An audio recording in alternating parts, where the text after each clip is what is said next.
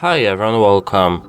Today I have Realme portable Bluetooth speaker and I'm going to show you how can you easily download its app for your Android phone. Let's get started. So you have to open Play Store app. Then we have to go into search. In the search tab we have to search for Realme link and we have to click on it. As you can see, the first one up is Realme link. We have to click install.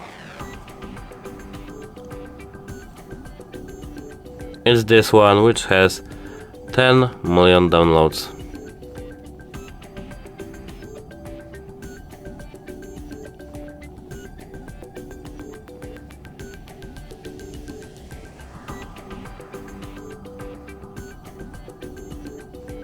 Now, as you can see, our app is installed. That's it. Hope it helps you. Goodbye.